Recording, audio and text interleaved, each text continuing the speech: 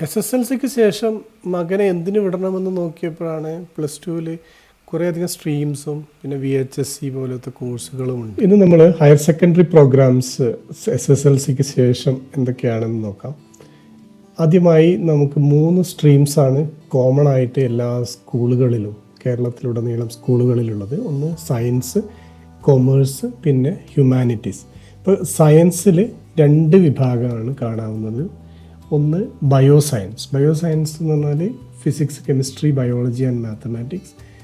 Computer science stream എന്ന് പറഞ്ഞാൽ physics, chemistry, mathematics and computer science. ബയോളജിക്ക് പകരം നമുക്ക് വരുന്നത് കമ്പ്യൂട്ടർ സയൻസ് ആണ്. പിന്നെ ഉള്ളത് +2 കൊമേഴ്സ് ആണ്. +2 കൊമേഴ്സിൻ്റെ core subjects business studies, accountancy and economics. പിന്നെ ഉള്ളത് ഹ്യൂമാനിറ്റീസിൽ വരുന്ന core subjects history, political science. SSLCക്ക് ശേഷം നമുക്ക് വേറെ കോഴ്സുകൾ അവൈലബിൾ ആയിട്ടുള്ളത് ഒന്ന് വൊക്കേഷണൽ ഹയർ സെക്കൻഡറി, പിന്നെ ഒന്ന് പോളിടെക്നിക് ഡിപ്ലോമ. ഇതിൻ്റെ ഡീറ്റെയിൽസിലേക്ക് നമുക്ക് ഒന്ന് നോക്കാം. ഇപ്പോൾ +2 ബയോസയൻസ് ആണെങ്കിൽ ഇപ്പോൾ നമ്മൾ കൂടുതലായിട്ട് കാണുന്നത് MBBS, BDS, nursing, pharmacy, veterinary ഇങ്ങനത്തെ കരിയർ നോക്കുന്ന ആൾക്കാരാണ് +2 ബയോസയൻസ് ചൂസ് ചെയ്യാറുള്ളത്. പിന്നെ അത് നമുക്ക് BSc field, biology, physics, chemistry, biotechnology ഈ കോഴ്സുകളിലേക്കും നമുക്ക് ഇതിനെ അപ്ലൈ ചെയ്യാൻ പറ്റും. പിന്നെ ഇത് മാത്തമാറ്റിക്സ് ഉള്ളത് കൊണ്ട് നമുക്ക് എൻജിനീയറിംഗ്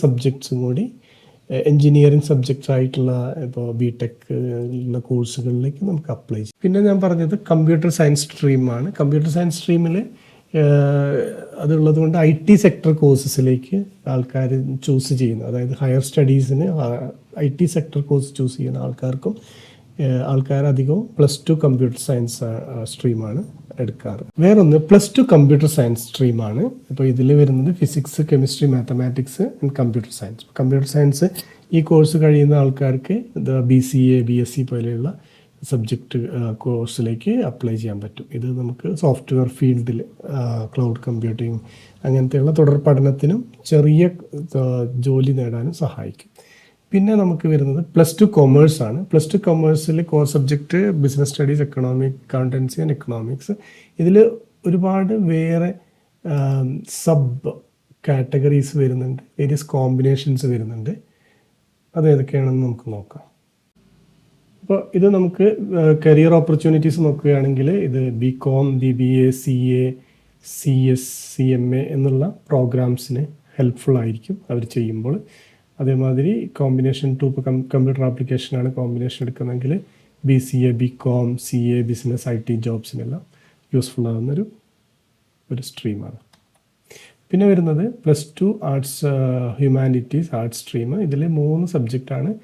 ഇത് wide variety of career choices offer ചെയ്യുന്നുണ്ട്. ഇപ്പോൾ നമുക്ക് മറ്റുള്ള കോഴ്സുകളിൽ കണ്ടത് എൻജിനീയറിംഗ് അല്ലെങ്കിൽ MBBS, ഡോക്ടർ അങ്ങനെയുള്ള ലിമിറ്റഡ് ആണെങ്കിൽ ഇത് ഒരുപാട് കോഴ്സുകളിലേക്ക് എൻട്രി കൊടുക്കുന്നതാണ്. അപ്പോൾ ആദ്യം ഇതിൽ വെറൈറ്റി ഓഫ് കോമ്പിനേഷൻസ് ഏതൊക്കെയാണ് നമുക്ക് നോക്കാം.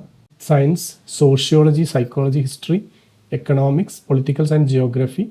കോമ്പിനേഷൻ 4 വരുന്നത് ജേർണലിസം, ഇംഗ്ലീഷ്, സോഷ്യോളജി. പിന്നെ കോമ്പിനേഷൻ 6 വരുന്നത് geography, history, economics, philosophy, sociology, political science, literature, history and sociology. ഇങ്ങനെ വൈഡ് വെറൈറ്റി ആയിട്ടുള്ള കോമ്പിനേഷൻസ് പ്രൊവൈഡ് ചെയ്യുന്ന ഒരു സ്ട്രീമാണ് +2 കൊമേഴ്സ് സ്ട്രീം. അപ്പോൾ അതിൻ്റെ തൊഴിൽ സാധ്യത ഞാൻ പറഞ്ഞല്ലോ. ഇത് നമുക്ക് course civil services, psychology careers, social working, NGO, മീഡിയയിലുള്ള പലതരം ജോബ്സ്, ഇപ്പോൾ ജേർണലിസ്റ്റ് അങ്ങനെയുള്ള മാസ് കമ്മ്യൂണിക്കേഷൻ, കണ്ടന്റ് ക്രിയേഷൻ ഇങ്ങനത്തെ കരിയർ ചൂസ് ചെയ്യുന്ന ആൾക്കാർ എടുക്കുന്ന ഒരു കോഴ്സാണ്. അവർ ഈ +2 ഹ്യൂമാനിറ്റീസ് സ്ട്രീമാണ് അവർ വളരെയധികം ആ കരിയറിൽ ഹെൽപ്പ് ചെയ്യുന്നത്. Strong foundation four psychology, behaviour തുടർ പഠനത്തിന് പോകുമ്പോൾ അവർക്കൊരു സ്ട്രോങ് ഫൗണ്ടേഷൻ കൂടി നൽകും. ഇത് PA പ്രോഗ്രാംസ്, UPSC ഇതിലേക്കെല്ലാം ഒരു എൻട്രി കൂടി കിട്ടുന്ന ഒരു മെയിനായിട്ട് നമ്മൾ +2 തലങ്ങളിൽ ഹയർ സെക്കൻഡറി സ്കൂളുകളിൽ അല്ലെങ്കിൽ കോളേജുകളിൽ പഠിപ്പിക്കുന്നതാണ്. ഇത് കൂടാതെ ചില സ്കൂളുകളിൽ, ചില സ്ഥലങ്ങളിൽ വൊക്കേഷണൽ ഹയർ സെക്കൻഡറി എന്ന് പറഞ്ഞൊരു ഒരു കോഴ്സുണ്ട്. ഒരു skill oriented and job focused. അപ്പോൾ അവർ ആ ഒരു ജോബിലേക്ക് പ്രിപ്പയർ ചെയ്യുന്ന ഒരു തരം കോഴ്സാണ് VHSC. Good for people who want to start a career immediately after +2 കഴിഞ്ഞിട്ട് ഒരു കരിയർ സ്റ്റാർട്ട് ചെയ്യുന്ന ആൾക്കാർക്ക് വളരെ ഹെൽപ്ഫുൾ ആയിരിക്കും.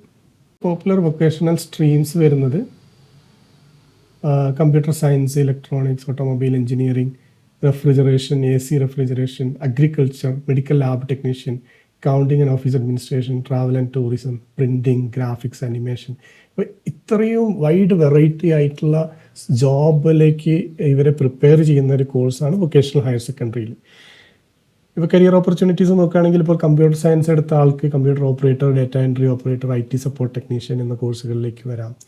ജൂനിയർ പ്രോഗ്രാമർ അല്ലെങ്കിൽ web designer, cyber security technician എന്നുള്ള കോഴ്സുകളിലേക്കെല്ലാം അവർക്ക് എൻട്രി കിട്ടാൻ വളരെയധികം സഹായിക്കുന്ന ഒരു കോഴ്സാണ്. പിന്നെ automobile engineering, electronics, refrigeration, AC എന്നുള്ളവർക്കെല്ലാം ആ തലങ്ങളിൽ ഇപ്പോൾ ആ ഓട്ടോമൊബൈൽ എഞ്ചിനീയറിംഗ് കഴിഞ്ഞ ആൾക്ക് ഓട്ടോമൊബൈൽ ഫീൽഡിൽ പലതരത്തിലുള്ള ചെറിയ ജോബുകൾക്ക് അവർ ഹെൽപ്ഫുൾ ചെയ്യും. അത് ഒരു സർട്ടിഫിക്കേഷൻ എല്ലാം ചെയ്ത് കഴിഞ്ഞാൽ.